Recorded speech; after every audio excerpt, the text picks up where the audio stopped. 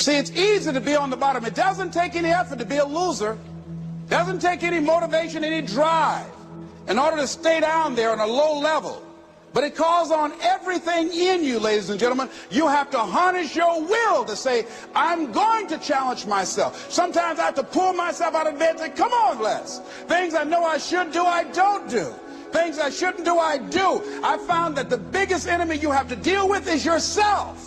There's an old African proverb that says, if there's no enemy within, the enemy outside can do us no harm. You begin to look toward making this your decade, as you begin to look toward making your life different, as you begin to look at yourself, you've got to redefine yourself. Who are you right now? And who must you become in order to create what you want? What has to change about you? What is it that you're doing right now that would be a liability for you? As you begin to look toward the future and take inventory of yourself, what is it about you right now that you've got to leave this behind because this no longer fits? Looking at where you want to go and the kind of person that you must become, the kind of standards that you have for you, what is it that you must do differently? It makes sense unless you change your pattern, unless you change the way you're thinking, unless you change your behavior, you're going to continue to produce the results in your life. See, all of us are winners, but some of us are producing results that we don't want. And so all you have to do is look at your game plan, look at your strategy. How is it that you have been being? What is it that you've been doing to produce this? So you're the director, you're the producer, you're writing the script, you're the star of your life. And as you begin to look at your life, you can decide whether or not it's a smash or whether or not it's a flop. That's in your hands. Look at your life, look at where you want to go. Don't worry about your circumstances. Don't worry about your age.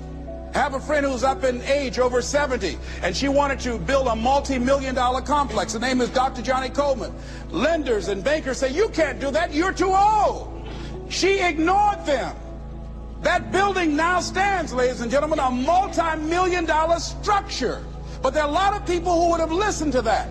There are a lot of people that would not have even gotten to that point. They would have talked themselves out of even going down to the bank to ask for it, because they've already said no to themselves. See, it's time now. If you want to make this your decade, you've got to start saying yes to your life.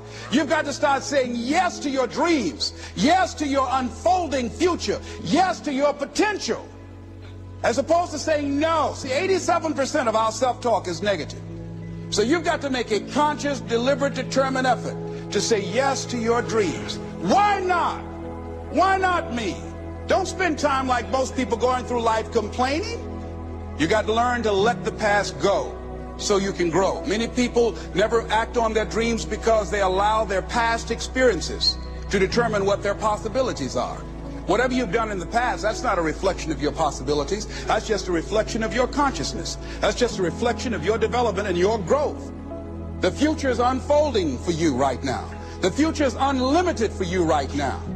No one knows where you can go. No one knows what you're capable of or what's possible for you.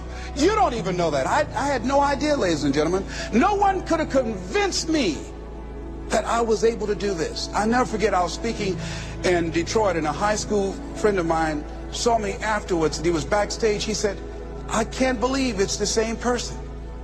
And I thought for a moment, and I said, it's not. The person you know, he's gone. We have the power to change our personal history, changing the direction of our lives, changing our thoughts, changing where we want to go, exploring new horizons. I think that it's very important that you start trusting yourself. Listen to yourself. Listen to that still small voice within you. Don't try and make everything logical. There are some things about life that defies logic, that you just can't explain how the outcome is going to be. That once you begin to trust yourself and your ideas and your instincts, life takes on a whole new meaning, because now I want you to do that feeling that you are led. Just feel, I am led. I remember the worst speech I had ever given in my life.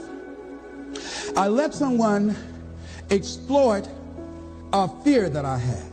For years, I had a tremendous inferiority complex because I'm not college educated. And this person knew this. And she said, let me write this speech for you.